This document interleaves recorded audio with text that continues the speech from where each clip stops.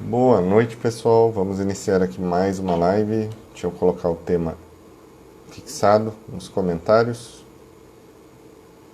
para ficar mais fácil para quem for entrando ao decorrer da live.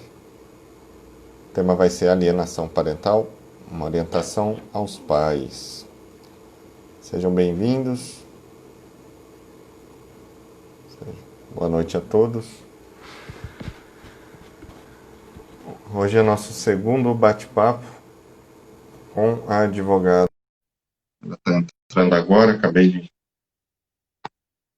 convidar aqui para a nossa live.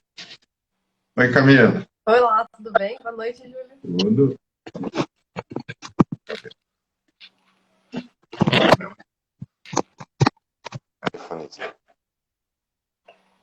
Agora sim, agora estou ouvindo bem. Vamos lá, vamos dar continuidade ao nosso bate-papo. Só Vamos. dar um oizinho breve, se apresenta rapidinho, porque às vezes quem está aqui hoje não estava na anterior, né? Para o pessoal saber com quem está falando e sobre o que a gente vai falar. Certo. Vamos lá. Eu sou Camila, sou advogada, faço atuação nos divórcios, sobretudo extrajudicial, e hoje a gente vem falar sobre alienação parental. Resolvi algumas dicas aí, né, de comportamento. É, a gente falou no primeiro momento, né, sobre o assunto, só que falamos de uma forma bem abrangente, visualizando os filhos, o processo de separação, nós falamos sobre as estatísticas também, né, como que essa questão da separação está comum, está acontecendo com muita frequência. Falamos sobre condições comuns de se observar nesse processo que inclui a alienação, né, do uso, da prática, como que ele se inicia, como ele acontece. Aí se você está aqui na live hoje e não viu, você colocou no seu IGTV também, no Não, Insta? ainda vou colocar as duas. Tem aqui no meu, eu deixei a anterior lá, para quem quiser ver a anterior a essa. E hoje a gente vai tentar aprofundar, né, um pouquinho para o lado psicológico, um pouquinho para o lado jurídico, na questão do que os pais, o pai ou a mãe, podem ou devem fazer, né? Podem no sentido de possível dentro da psicologia, devem no sentido de dever jurídico de proteger a criança, né? A gente vai estar falando isso, proteger o jovem, se ele perceber uma situação dessa, né? Vamos tentar começar, você tinha comentado sobre como fazer para saber, né? Foi E nesse... é uma dúvida que sempre aparece pra gente, né? Porque no meio do processo, quando as partes começam o processo de alienação, o outro fica sempre na dúvida. Será que eu estou sofrendo aí uma alienação? Será que meu filho está sendo de alguma forma induzido a ter um comportamento negativo? Porque no início, sobretudo do processo de separação, no processo judicial mesmo, é que as partes começam a se conhecer, né? Porque às vezes tem aquela separação, mas ela é de fato e ela acaba sendo bem tranquila. Mas no processo, quando as partes começam a ver o dinheiro, o que elas ganharam, o que elas perderam, perde aquele afeto, né? Quando começa a ficar mais real a separação, Uhum. elas começam a se conhecer de fato, o lado negativo delas, né? E aí começam a vir as dúvidas, elas começam a se questionar, elas ficam com ciúme da relação que o filho tá fazendo ou construindo com o outro, porque não é mais aquele conceito familiar, não é mais aquela unidade, é o pai e a mãe. Isso gera um pouco, né, de atrito entre eles, uma certa insegurança. E nessa insegurança, eles começam a se questionar: será que a mãe ou o pai do meu filho está fazendo isso comigo? E aí minha pergunta é: como fazer para identificar logo no início os primeiros sinais da alienação parental? Uhum. Você pegar como termômetro, assim, não vão ter condutas específicas, igual normalmente a pessoa encontra em artiguinho de Google, alguma coisa assim.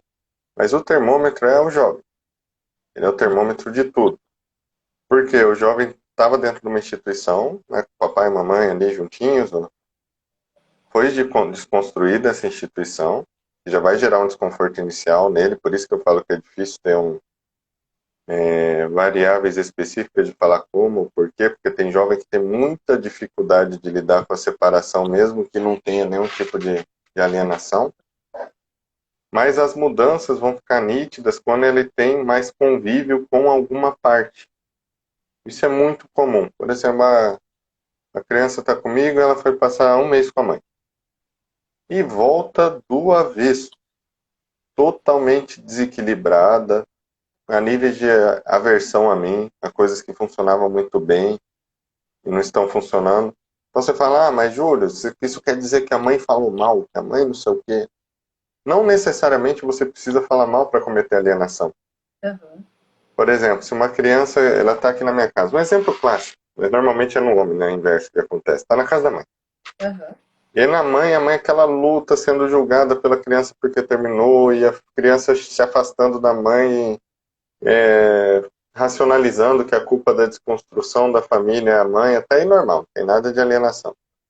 E a mãe batalhando para aprender a lidar com esse contexto novo, as emoções diferentes, às vezes tentando até já levar no psicólogo, alguma coisa, e batalhando pela nova rotina daquela criança, colocar uma rotina onde ela consiga estudar, onde ela consiga se cuidar, ela consiga ter os deveres dela bem atribuídos em cima, coordenando, ajudando, fazendo comida, deixando aquela criança alinhadinha, né? Aí ela vai para casa do pai e fica um mês lá sem fazer nada jogando videogame. Para a gente falar de alienação parental de verdade.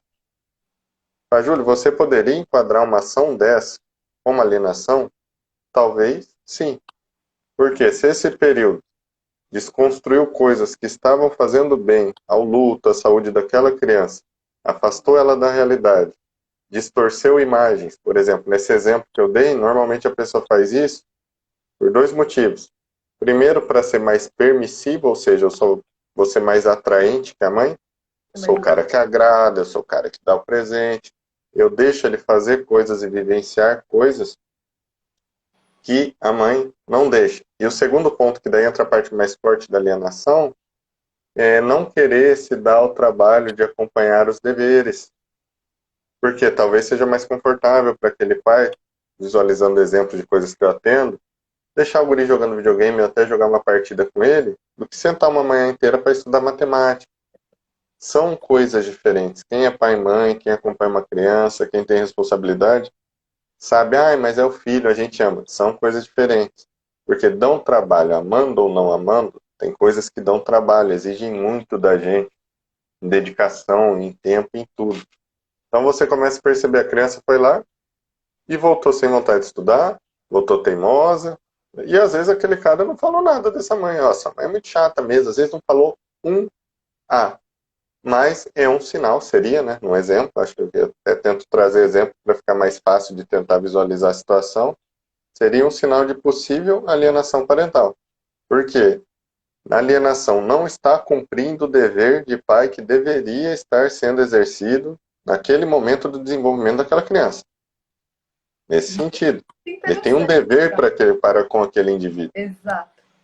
Então, isso daqui que às vezes a pessoa associa só alienação a coisas muito extremas, né? Oh, meu pai está jogando eu contra a senhora, ou a mãe percebe isso e a criança não fala. Existe, muito, muito. Às vezes eu dou exemplos aqui, a pessoa fala, Júlio, comigo acontece muito mais grave. O exemplo que você deu lá é até tranquilo. Mas eu já dou exemplos mais sutis, porque se você perceber alguma coisa no nível acima disso, você já tem mais certeza ainda que o troço desandou, né? Se a Como gente tá que aparece aí? na sutileza dos detalhes, a gente consegue perceber que isso é mais comum do que incomum. E 90% dos casos de separação, em algum momento teve, né, num divórcio aí, até mesmo os consensuais, a gente pode perceber um pouquinho, assim, de atitudes que caminhavam para alienação parental. Em algum momento ali a coisa conseguiu se reverter. Mas são coisas mínimas, né? E que não precisa estar separados. Porque esse exemplo que você deu de que seja uma atividade escolar, um acompanhamento escolar, ou então que restringe as obrigações, como arrumar cama, escovar dente, né, arrumar para ir para a escola, guardar os brinquedos. São posturas normalmente que a mãe ela acaba exercendo, desempenhando ali, e o pai já vem naquela parte da correção, já vem na bronca. E às vezes, dependendo de como esse pai é, se é um pai que tem uma responsabilidade, mas é mais afetuoso, no final das contas, a mãe que vira a vilã, né? E o casal tá junto, né? Tá dentro ali do contexto que não há uma separação. Tô certo? E até na bronca, né? Se for olhar a bronca, que às vezes fica essa ideia, até pela construção patriarcal que nós tivemos aí, sociocultural, em processo histórico, né? É mais confortável o quê? Dar uma bronca de 30 segundos ou estudar 2 períodos com o moleque numa mesa? Tem muita coisa que para a gente conseguir falar o que é, o que não é uma alienação, eu falo assim, na minha área profissional, que cai para mim, eu tenho que mostrar por A mais B como esses prejuízos estão sendo causados. Quando um advogado pede um laudo para apresentar para um juiz, por exemplo. Tem que Uhum. mostrar, porque o juiz quer ver com muita clareza quais ações ou não ações de um pai e de uma mãe estão interferindo no desenvolvimento saudável daquela criança. A única coisa que eles pedem quando me falam é isso, querem entender o que está acontecendo. E quando a gente tenta entender, às vezes tem esse lado. A ideia é simplificar para entender. E você pode perceber que alguns assuntos as pessoas tentam complicar, né? Mas se É, falou isso, será que é? Se faz aquilo, será que não é? É bem simples. Qualquer coisa que prejudique ou não favoreça o bom desenvolvimento da criança é. É. É uma falta de atenção, de cuidado que aquele pai ou mãe, por dever, deveria estar tendo. Falar, fica muito extremo, então quase tudo encaixaria como alienação. Sim, sim.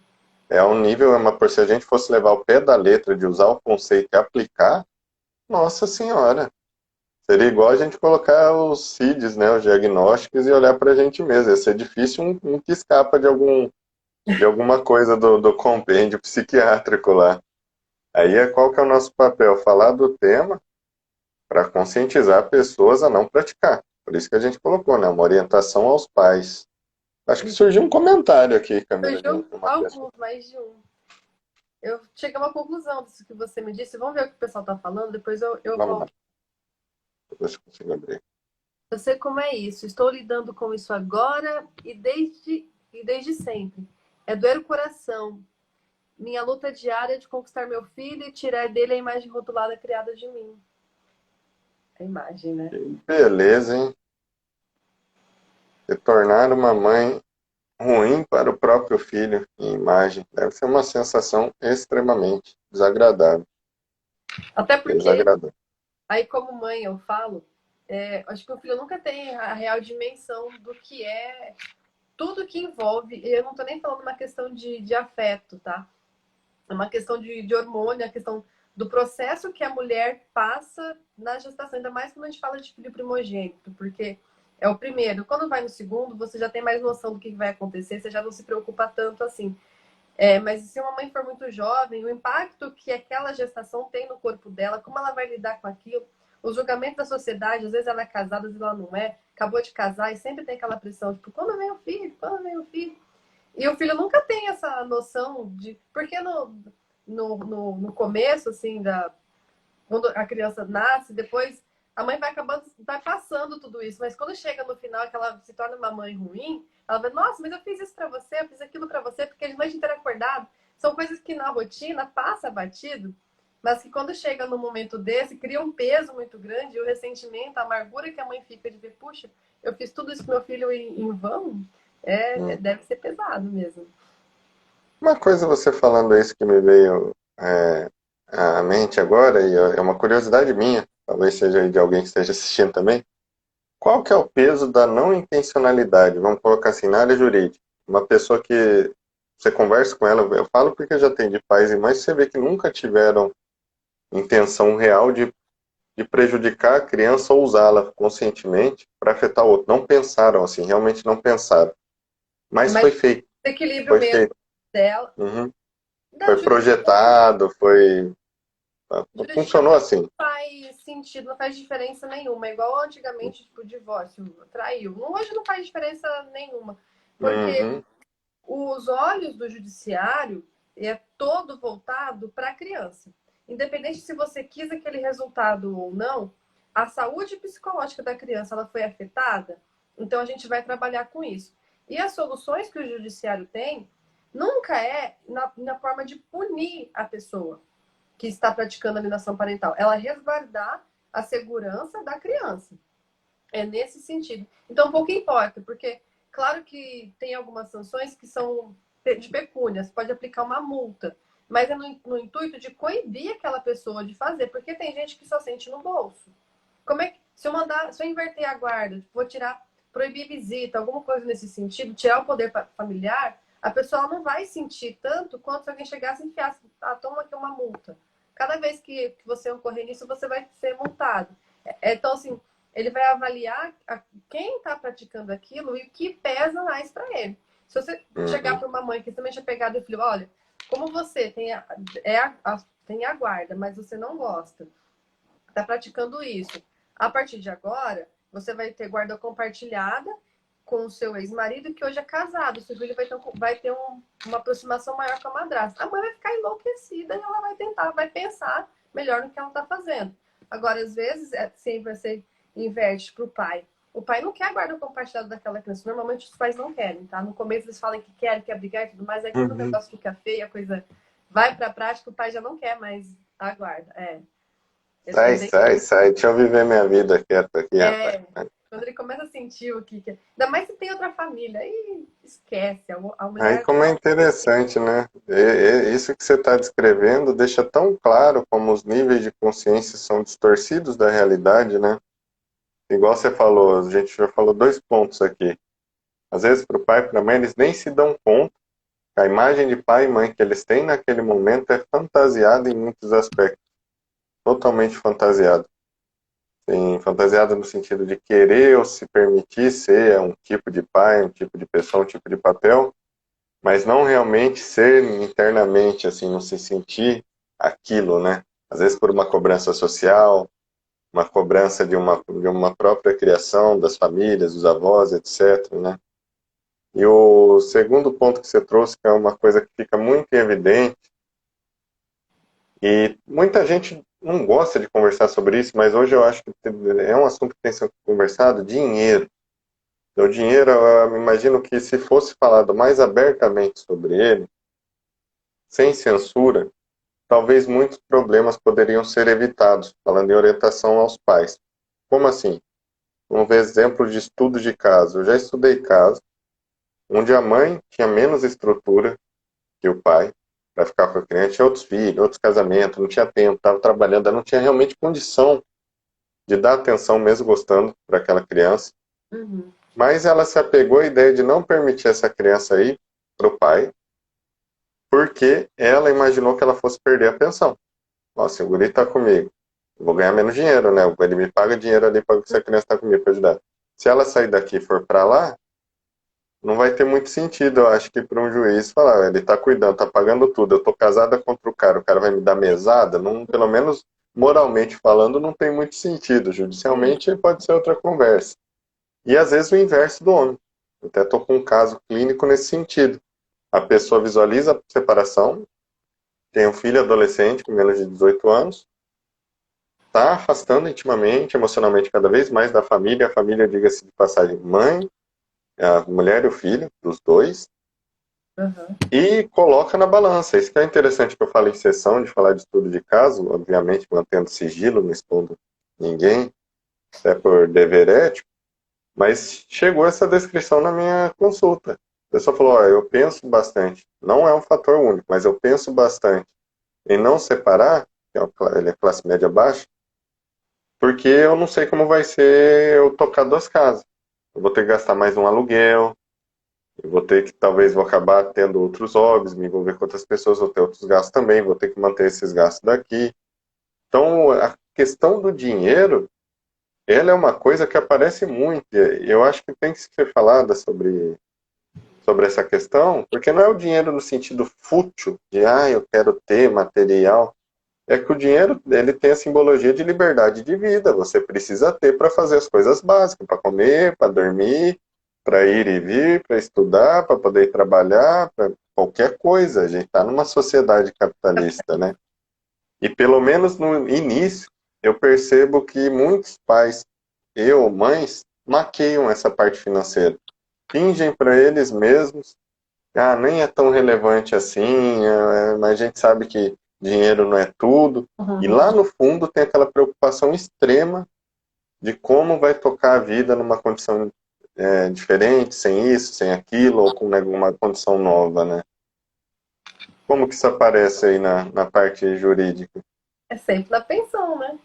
E a pensão é uma forma de quem está com a criança manipular o outro.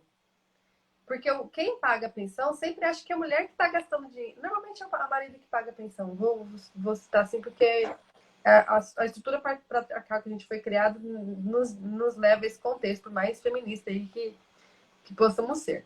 Mas, normalmente, quando o pai paga a pensão, ele nunca acha que aquele dinheiro é suficiente. Ele acha que pagar um salário mínimo, 2, que seja, é muito. E que a mulher está gastando dinheiro com outra coisa. Ela nunca tem a consciência, assim, que aquele dinheiro é para o filho, o quanto custa. Acho que dentro de uma sociedade, enquanto família, falta um pouco de planejamento, né, financeiro.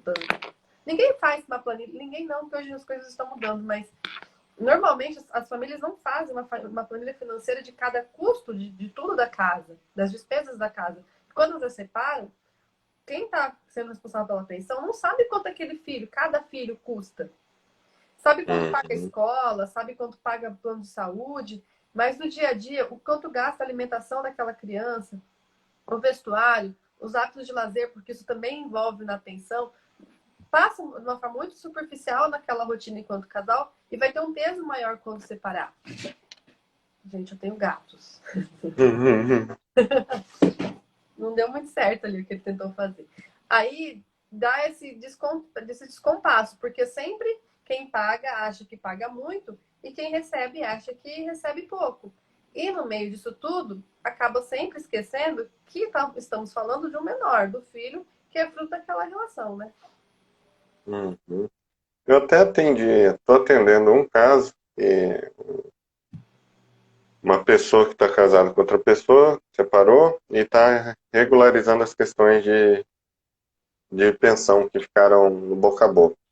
E no caso dele foi interessante, que pelo que ele me descreveu, posso ter entendido errado nesse sentido, mas o meu entendimento foi que o juiz chegou ao ponto que ele ficou responsável pelas despesas físicas da criança, acredito que ele paga colégio, convênio, inglês, vamos supor, ele paga realmente na escola, é atribuição dele, o juiz delegou isso, e delegou um valor para esse restante que você falou.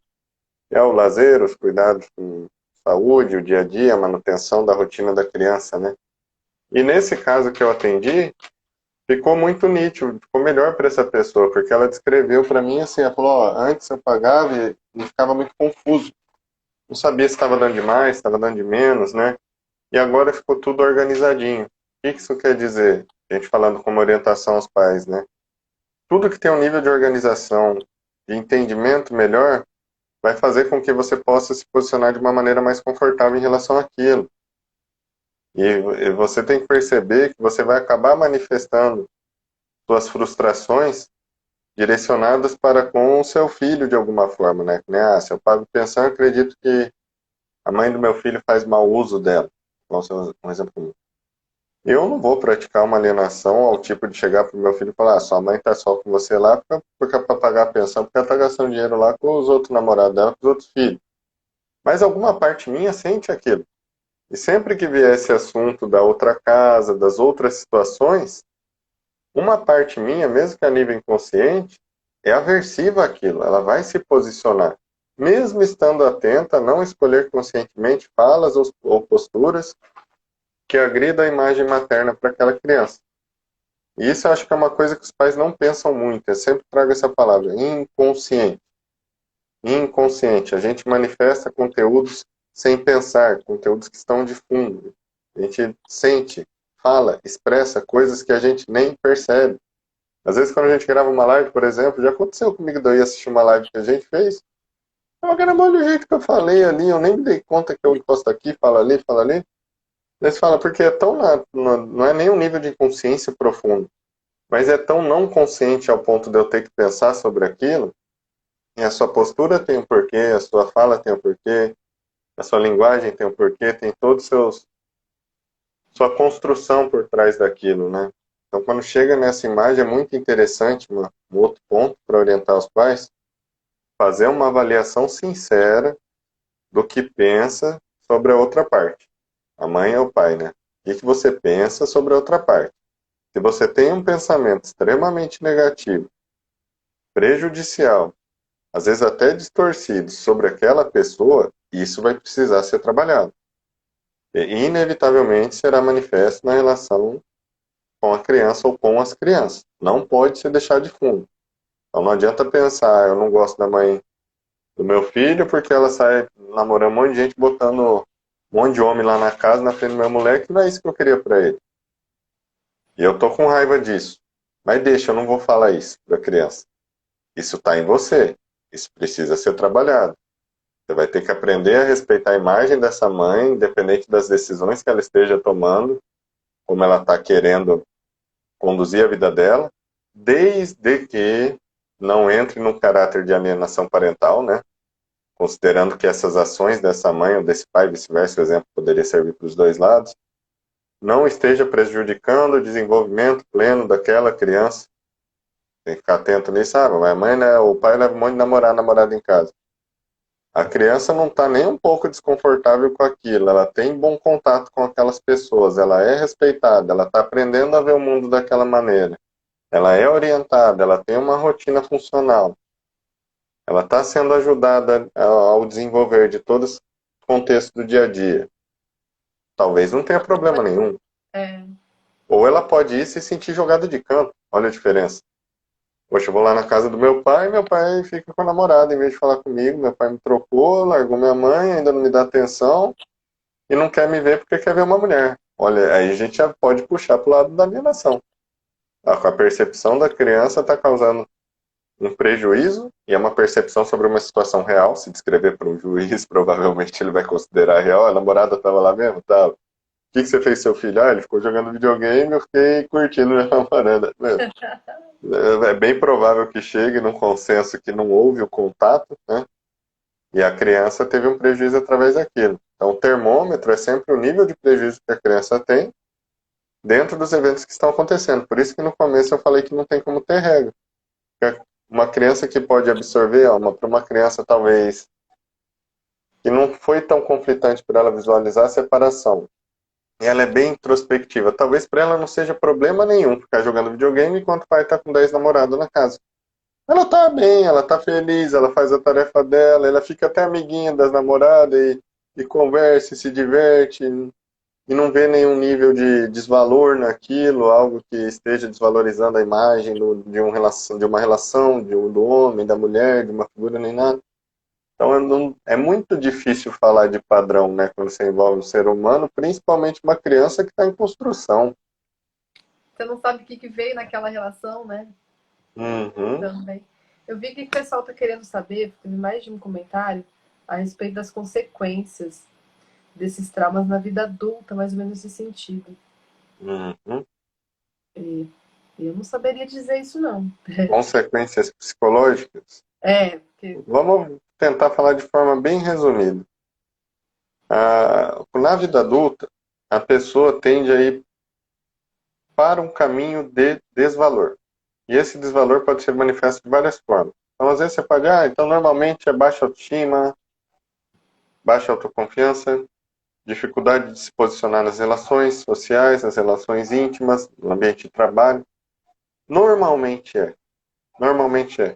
Porque considera-se que, como você criou uma criança dentro de uma estrutura onde ela não se sentiu segura, acolhida, com condições satisfatórias para desenvolver as coisas que ela precisava desenvolver, é natural visualizar que isso daqui pode ser projetado para frente. Não só projetado, é uma coisa dela que vai passar os anos e ela já existe e ela vai se ajustando, continuar existindo dentro dos próximos momentos. Vai aparecer um pouquinho melhor no ensino médio, a hora que para uma fase pré-vestibulando, não sabe o que quer, não rende no estudo, e tem medo, e fica ansioso, e tem que tomar remédio. Vai aparecer no primeiro relacionamento, e rolo, e briga, e medo, e possessividade, insegurança, e ciúmes, aquela coisa toda doentia, fazendo a vida daquela pessoa virar um caos. Vai aparecer no primeiro emprego, depois da faculdade, na hora que tiver o filho. Vai aparecer até que aquela criança que passou por alienação se dê conta disso, fala, cara, tem alguma coisa errada na minha vida. Porque todo meu relacionamento é conturbado, meus empregos eu não fico, para eu ganhar dinheiro é difícil, eu estou sempre somatizando, tenho alergia, tenho uma gastrite, está sempre acontecendo alguma coisa comigo. Não é normal. E é aquele ponto que a gente fala, aí vai procurar um médico, descobre que pode estar com alguma coisa emocional, aí ela vai ir para alguns caminhos. Só que nem sempre é assim. Às vezes tem consequências na outra polaridade. Níveis de desvalorização. Por exemplo, uma criança que desvaloriza um menino que foi criado nesses exemplos que eu dei, de ver muita futilidade, um pouco explicação, um pouco contato íntimo. Amanhã ele conhece figuras femininas e ele tem até um nível de perversão sobre elas. Uma figura de domínio, de querer manipular, de querer controlar, de querer colocar a pessoa submetida àquilo. Por quê? Como que foi aquele ambiente de alienação? O pai e a mãe separaram, o pai lascou o dane-se aí para a mãe, nunca deu um acolhimento no sentido que a criança pudesse perceber que ele tinha interesse em ver a mãe com ele bem, então já não tem cuidado feminino. Quando foi para o contato com o pai, viu ele tendo contato de desvalor com o feminino, então não é quantidade de mulher, mas o jeito que trata, o jeito que se posiciona, é sempre o contato com aquilo. Na Inclusive, hora já que chega ali na vida, virou adolescente, virou adulto, ele tem aquele introjetado dentro dele. reproduz. Mulher não tem valor. Aí o problema é grande. Porque você fala, porque duplicou um negócio machista, patriarcal. Não é só isso. Todos nós, colocar numa linguagem até oriental, temos yin e yang. Nós temos feminino e masculino dentro de nós. Normalmente, quando você fala isso para homem, ele pula que nem um gato, né? Não gosta de ouvir isso. Mas tem, igual quer queira ou não queira, tem. Tem lado feminino, tem lado masculino. Qual que é o ideal para a pessoa ter boa saúde mental e emocional? Que eles estejam equilibrados. Para eu ser um homem funcional, um homem que contribua com os meus deveres, que consigo tratar os outros com respeito, que resolva as coisas, que consigo ter algum nível de abstração sobre as situações, que consigo lidar com as emoções, que consigo ter uma estrutura que proporcione segurança aos outros, emocional, financeira, tudo, eu tenho que ter a questão do feminino e do masculino em equilíbrio. Se essa pessoa, igual o exemplo da criança que a gente já deu, já tem uma distorção sobre a imagem feminina, o feminino dele é totalmente prejudicado. Feminino no sentido de todas as competências que envolvem um nível de abstração, subjetividade, um contato mais delicado na intimidade, que é preciso que ele tenha, que todo ser humano tenha, em algum nível, para desenvolver uma boa vida, ele não tem. Ele não desenvolveu, não é que ele não quer ser.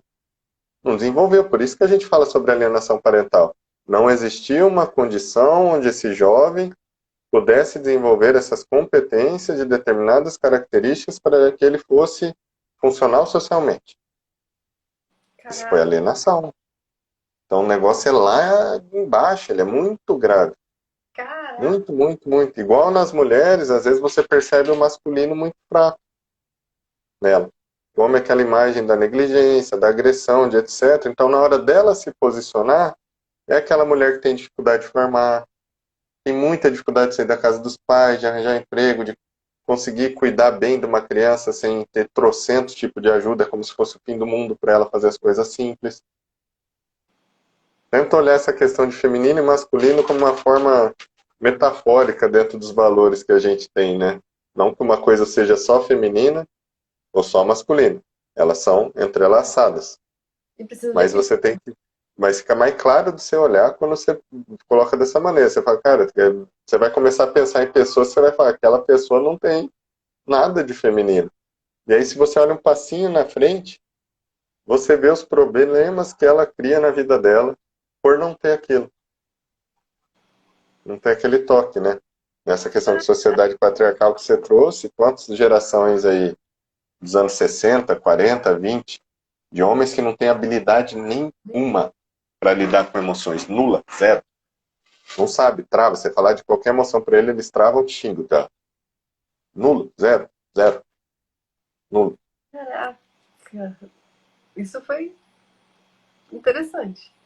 Né? É bem, bem fundo o problema, né? Por isso que quando o juiz pede um laudo, ele pede essa objetividade para nós, porque se a gente for descrever em detalhes, é muito extenso os possíveis prejuízos, igual a pessoa perguntou, né? As possibilidades são basicamente infinitas do que pode acontecer. Você não construiu uma estrutura, eu não sei fazer algo. E E sabe o que eu eu fico estou na pensando? rua, dentro das possibilidades jurídicas, nas sanções, vamos colocar assim, para aquela pessoa que pratica alienação, considerando que o judiciário está pensando no desenvolvimento e da saúde mental daquele menor, ele fica de mãos atadas. Porque, Uhum. apesar de todas as complicações que o pai ou a mãe tenha, ele precisa daquela convivência. Ele precisa daquele contato. É o pai que ele tem, é a mãe que ele tem. Como que o juiz vai resolver isso? Como que ele vai... Olha, eu vou ter que estudar mais sobre o tema, viu? Ver se eu Uhum. consigo achar alguma alternativa, porque me parece que de todos os casos, a única solução plausível é uma terapia, uma análise, algum acompanhamento psicológico. Não É o só que eu o menor. penso. Não Eu só o imagino menor, não. assim, não sei se é possível, mas que o juiz obrigasse, delegasse que o pai ou a mãe, ou o pai e a mãe fizessem um processo psicoterápico e o psicólogo também fosse intimado a mostrar os resultados que aquela pessoa está apresentando ao decorrer, porque não adianta nada às vezes falar isso, o cara vai lá ficar fazendo corpo mole em sessão lá, fingindo que está indo, e não leva em lugar nenhum também, né? Leva outra coisa para a sessão sem ser a que ele deveria levar. Em Porque São Paulo, eu isso, até ver se ainda existe, mas em São Paulo tinha do CNJ, o PJ já obrigava, tinha um curso do CNJ que fazia isso. E tinha até, era tudo online, não sei como. Vou até dar uma olhada, depois eu trago para você. Se, eu acho que não deve ter mais, não. E eu porque atendi um caso aqui em Campo Grande disso. Só que não foi de alienação. Um guri arrebentou o outro aí na rua, filmaram, virou um rolo do caramba, e caiu lá no consultório essa situação. E o juiz obrigou. Falou, ó, independente do que aconteceu com isso aí, você vai ter que fazer psicoterapia, senão eu vou ir para cima de você com mais força aí nas possíveis punições. Porque eu quero saber se você é funcional socialmente. Se você, por exemplo, agrediu de má fé ou não, se você está passando por algum desequilíbrio, se você tem algum problema, alguma doença que eu não sei. Porque senão você está lascado. Se eu for te avaliar só pelo que eu considero que é uma agressão e esse prejuízo que ela causou ao outro, a punição vai ser grande. Prisão, valores exorbitantes de que tem que ser pago, né? Para um jovem de 18, 19 anos, que era a idade do guri, os danos são quase que irreparáveis. Mas você pensa, pô, mas ele causou danos quase que irreparáveis para outra pessoa também. Então imagino, pelo menos no que eu sinto, eu tenho percebido que o direito e a psicologia estão começando a a andar caminhada de mãos dadas. Eu estou percebendo pela atuação. Assim, é muito mais comum eu falar com o advogado. Estamos aqui agora, mas eu falo no dia a dia do trabalho, de um laudo, preciso disso, preciso daquilo. Atestados que não tinham valia, que era muita questão do CRM, centralizada só para laudos médicos. Hoje veio como foi, uma promotora. Então você vê que é um cargo público, está dentro de uma questão, um concurso público. Ela pediu um laudo para poder posicionar tal coisa dela, de uma dificuldade que ela estava passando naquele momento de vida, e tinha que prestar esclarecimentos lá para poder conseguir uma licença, para fazer um tratamento, alguma coisa. Isso não existia antes. Há 10 anos atrás, eu chegava para mim, um promotor, um procurador, falava, Júlio, o laudo psicológico não tem valor nenhum. Tem sentido. O que vale é se o médico der um CID lá, falar que você tem um transtorno depressivo grave, você não pode trabalhar porque você está doente, você tem que ficar em casa dopado. coisa que psiquiatra não faz, Mudou. né? Já Não, você fez o difícil. laudo psiquiátrico e, tipo, não, essa Difícil. pessoa tá bem. Mas como? Tá bem. É muito difícil. Porque o psiquiatra dificilmente, assim, alguns fazem, mas dificilmente ele vai fazer um volume de entrevistas com você onde ele consiga perceber a singularidade da dificuldade que você está passando no dia a dia. O psiquiatra é um médico, ele vai fazer uma anamnese, avaliar sintomas e os prejuízos que esses sintomas estão te causando aqui. E ele vai tentar te ajudar a diminuir a repercussão desses sintomas na sua vida através da farmacologia. Só que hoje a psiquiatria está evoluindo também de formas incríveis. Tem gente até que evita, assim, em último caso, partir para a intervenção farmacológica, buscam várias possibilidades dentro da própria medicina, né, indo para um lado de nutrologia, para um lado fisiológico, neuroquímico, com algum outros tipos de possíveis intervenções, né? Bem legal. Interessante. Eu sempre tinha essa dúvida. Aí um dia eu vi você postando sobre qual que se tinha uma ordem, né, para você pesquisar. Não estou me sentindo bem psicologicamente, tem alguma coisa errada comigo, sei lá, síndrome do pânico. Eu tive síndrome do pânico, né? E aí, eu procuro psicólogo primeiro, eu procuro psiquiatra primeiro, quem que orienta quem. E aí você esclareceu no post assim, se o profissional for bom, ele vai recomendar o outro assim que ele perceber a limitação dele, né? E a necessidade do caso. Varia muito. Eu lembro que eu tinha não tem, era professor antes e agora é amigo meu, colega de profissão psiquiatra. E eu estava com uma criança passando problema, e essa criança, a mãe dessa criança falou, Júlio, você acha que eu levo ela a um psiquiatra? Eu falei, ó, meu parecer, eu não penso que ela precise estar tomando uma medicação para lidar com isso agora, que ela ainda está conseguindo fazer todas as coisinhas dela, ela está vindo na sessão, ela está desenvolvendo, ela está melhorando, vocês estão acompanhando. Talvez ela consiga se ajustar e o nível de desconforto esteja sustentável, mas a decisão é sua. Ela falou, tá, eu quero levar. Aí eu liguei para esse meu amigo, falei, ó, tem uma criança aqui, só que essa mãe não queria que ele tomasse remédio, mas queria levar no psiquiatra para ter um parecer. Ah, sim. Ela quer levar essa criança aí para você, a criança tem 6 anos, sei o que, não sei o que, não sei o que, só que ela não quer que a criança tome remédio, mas ela quer falar com o médico, parecer médico. Psiquiatra é um psiquiatra, psicólogo é um psicólogo, eu não tenho a mesma percepção que ela. Ele falou abertamente para mim, ô Júlio, se a pessoa não tem interesse em tomar medicamento, não tem por que vir aqui. Olha que interessante. Por isso que eu falo que são níveis de percepções. Tem outro amigo meu, psiquiatra, que se eu ligasse, eu sei que a resposta seria diferente hoje. Conheci mais pessoas ao decorrer da vida. Então, tudo é bem relativo, né? Até na abordagem jurídica deve ser assim, né? Você fala, ó, as leis são as leis, está escrito igual lá e a lei se aplica igual para todo mundo. Mas a interpretação que você faz e as variáveis que você escolhe para argumentar a aplicação da lei, vão pegar a própria alienação parental, seriam diferentes se a pessoa tivesse caído em outro advogado. Com certeza. Mesmo que seja semelhante em alguns aspectos, de usar o mesmo artigo, usar alguma coisa, usar uma referência de um processo que teve sei lá onde, O mas advogado você é você. tem o dom de resolver e de tumultuar o processo. Tem isso. Ainda mais quando a gente fala de família. Ainda mais quando a gente está falando de questões emocionais envolvidas, como é no caso de uma separação com alienação parental. O advogado tem esse, e ele sabe disso. É muito perigoso quando o advogado pega a causa para si. Quando ele começa a desenvolver, nutrir esse sentimento de vingança que é da parte, esse rancor, porque às vezes ele acaba tendo um trabalho que ele não teria se a parte se comportasse bem, vamos dizer assim. E já vi, sabe? O cliente, o advogado contrata, ele fixa um valor de honorário achando que o processo vai desenvolver de um jeito. E no processo, por conta de atitude da outra parte, na alienação parental, acaba tendo trabalho dobrado. Rapaz, ele não estava sendo pago para aquilo, não estava preparado para aquilo. Ele começa a colocar uma gama pessoal, patológica, assim, no processo dele, que, com a outra parte que não tem nada a ver com o processo. Isso prejudica muito, porque ele também alimenta o cliente dele, né? E aí você, em vez de ajudar, o cara atrapalha. Tem uma outra pergunta aqui, não consegui ler.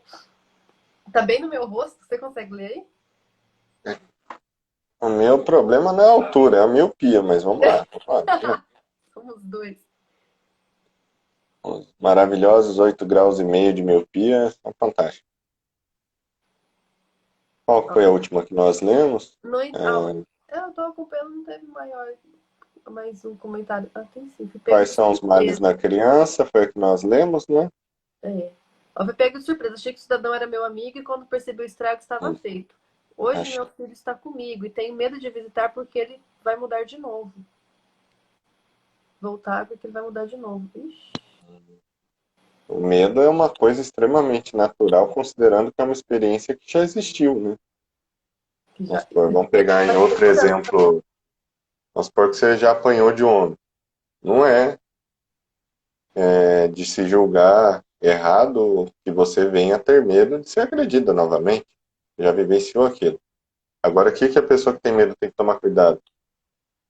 Ao invés de gastar o tempo sentindo medo de que uma situação se repita por algumas coisas são inevitáveis, né? O pai, se a criança vai ter ou não vai ter contato, vai acabar tendo contato com o pai ou com a mãe de um jeito ou de outro, hoje, amanhã ou depois.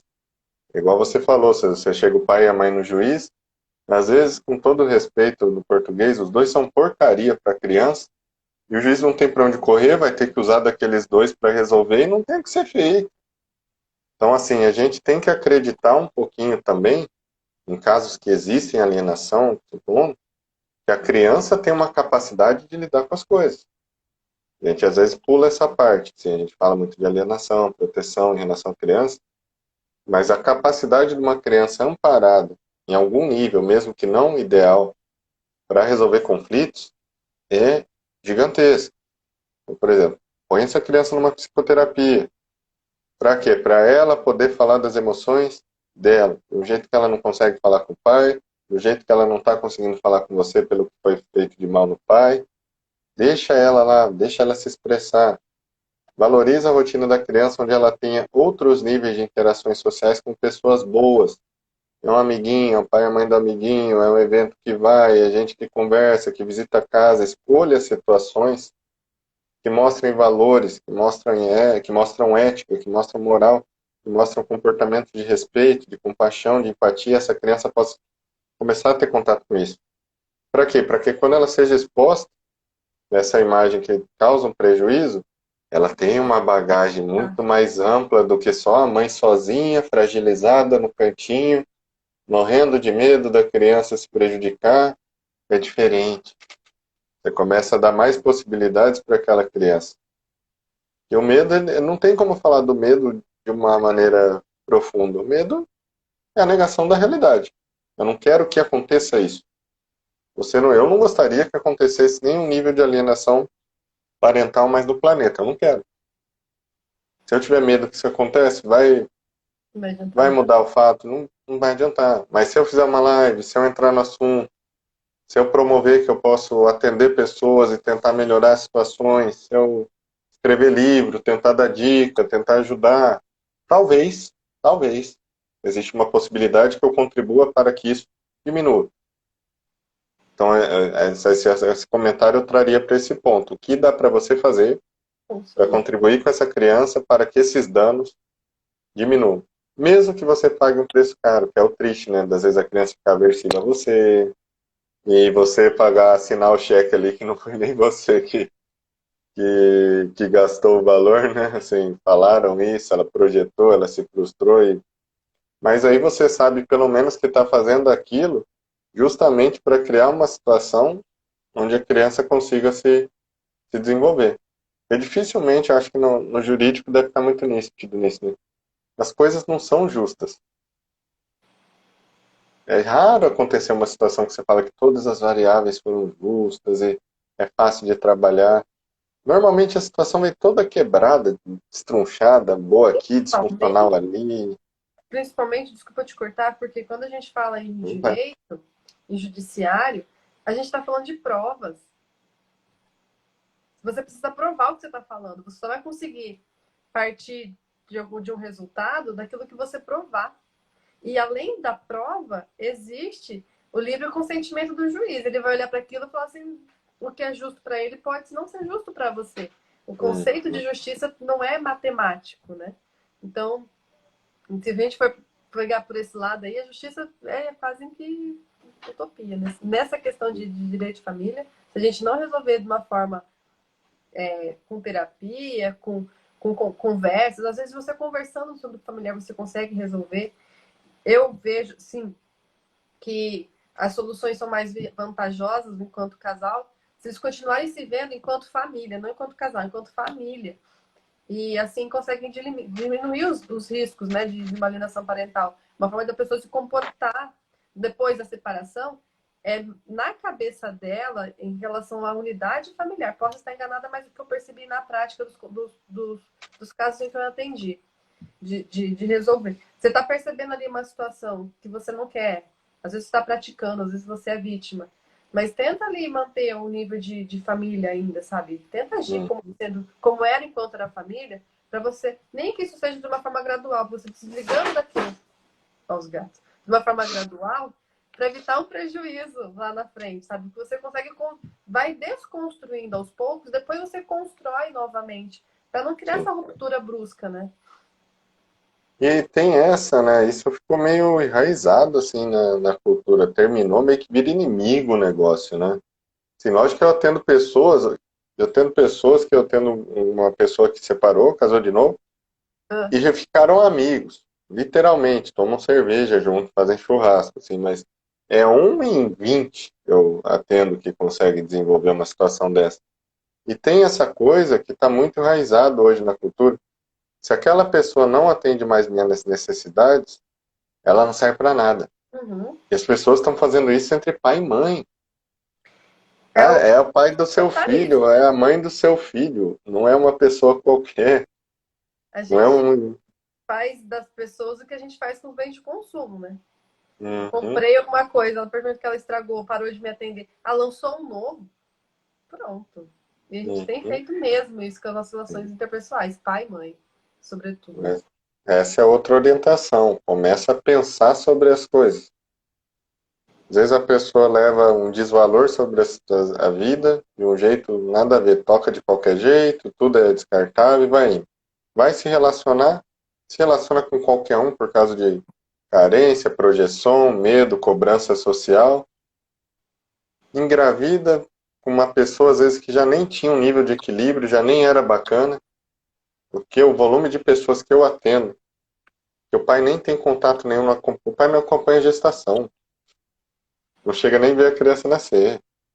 A porcentagem disso, eu não vou saber o número, não estudei nenhum caso para ver a estatística, mas dentro do que eu atendo, é mais de 50%. A mãe vem grávida sozinha no consultório.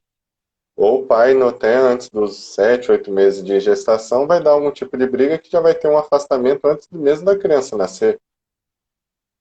Então você fala, olha que complicado. Por quê? Eu estou descrevendo para você uma situação onde a mulher, se ela não tiver um respaldo familiar muito forte, muito alinhado, ela tá lascada. Que estrutura essa mãe vai ter para tocar sozinha as coisas? Como que cuida de criança, trabalha, paga conta? Você é mãe, você sabe. Como que faz na prática? Porque é bonito cobrar da pessoa, né? A mulher se desdobra e tem essa coisa, né? É bonito isso.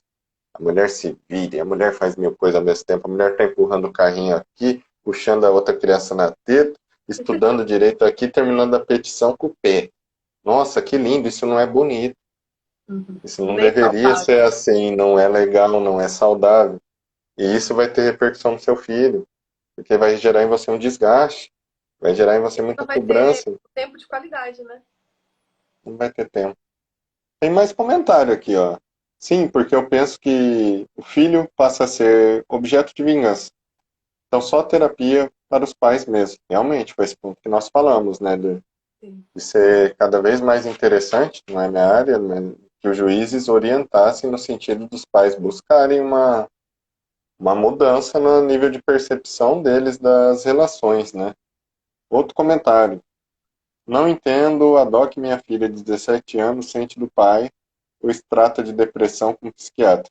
E não vê o esforço que faz para manter nós duas. Tivemos casados por 20 anos e separamos há um ano. É difícil de entender, por isso mesmo aí entra de novo a terapia, porque se ela não entende, significa que o nível de percepção dela não está acessando a realidade total dos fatos.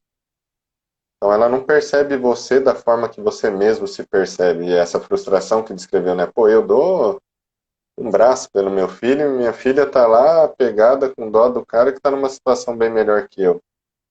Você não vai ter como entender algo que nem ela se dá conta de como ela percebe isso. Porque ela deve ter criado meios para aprender a lidar com essa situação. E quando ela cria esses meios, às vezes ela cria bloqueios de realidade. E Freud falaria de mecanismos de defesa. Racionalização, deslocamento, projeção, para conseguir deixar aquilo sustentável, para ela conseguir aceitar. Então, é muito natural, por exemplo, a gente ter imagem de pai e mãe, nós como filho, idealizadas. Aí você vai ficando mais velho, você tem que desconstruir isso, você tem que elaborar um luto, porque em alguma idade você vai descobrir que seu pai não existia. Você fala, caramba, aquela imagem que eu idealizei, aquele cara, aquela mulher, eles são seres humanos normais, com um monte de defeito que eu nem gosto, e eu achei que era isso, aquilo. Só que a pessoa tem que se dar conta disso, né? Por isso que às vezes você pode fazer essa orientação, ó, faz a psicoterapia, não no sentido, vai lá para ela entender tudo e ela se dá melhor comigo. Para ela se aproximar da realidade, ela criar mecanismos mais eficientes dela se ajustar, ela ter mais resultado. Esse que é o ponto. Sempre o jovem pautar, você não é importante, você é mãe, não, você é de suma importância. Mas você tem que cuidar de si. Cadê a sua própria terapia, os seus próprios processos para poder se ajustar nisso, né? Falo aqui a psicoterapia não só o ato de ir ao psicólogo, mas um posicionamento realmente de buscar. Posicionamento está numa live, é um posicionamento. É uma live falando com uma advogada, falando sobre o assunto, está buscando conhecimento, está buscando novas percepções, novos níveis de entendimento, está sendo feito, bacana. E, Tá disposta. infelizmente, acaba que começa a diminuir o tempo aqui, já vai para uns 3 minutos só É, para a eu gente tenho poder falar, né? Comente sobre a linguagem da mãe que exemplifica o desinteresse de estudar, falando que o pai não estudou, não vive financeiramente bem, uma vez que a lei do paterno escuta o discurso na linguagem má. Eu não entendi. Eu ouvi só, ficou confuso para mim também. Deixa eu tentar ler. Comente sobre a Comente sobre linguagem a da linguagem mãe, da mãe. Pode ir. que exemplifica o desinteresse de estudar, falando que o pai não estudou, não vive financeiramente bem, uma vez que a lei do paterno escuta o discurso da linguagem má. Não entendi o comentário, não sou Tava bom bem. na leitura. É, Mas dá para perceber aí, vamos pegar uma ideia. A jovem está com desvalor sobre o ato de estudo porque observou que uma das partes não estudou, não valorizou o estudo. Bom, isso volta um pouquinho atrás do que a gente falou. Lembra? A orientação aos pais, tomar cuidado com o que você faz porque o seu filho está vendo níveis inconscientes de tudo que está sendo feito. Só que você tem que pensar que a criança vai escolher se apropriar, se apegar às coisas que deixam ela mais confortável. E aí fala, o jovem também não é besta. Acho que tem jovem que não gosta de estudar é chato. Então, se ele puder racionalizar ou argumentar alguma maneira que faça ele conseguir não estudar, ele pode fazer uso disso. Então, assim, tem que entender um pouquinho melhor o contexto. Se a gente falar alguma coisa aqui, sem informação, estaria julgando alguém que não conhecemos, né, o funcionamento dessa criança e desse adolescente. dá até uma orientação que pode prejudicar em vez de ajudar, né? Uhum. Júlio, Mas bom. Hoje sempre é, né? Na verdade, para mim, minha percepção é sempre agradável estar conversando alguma coisa que faz parte do nosso dia a dia, né? A gente trabalha com isso. A gente tem que evoluir como profissional, como ser humano também, como pai, como mãe, para a gente fala aqui, às vezes a gente não fala tanto para manter no profissional, mas temos nossos próprios desafios como cidadão, né? Você como mãe aí de uma jovenzinha, eu como pai de um adolescente.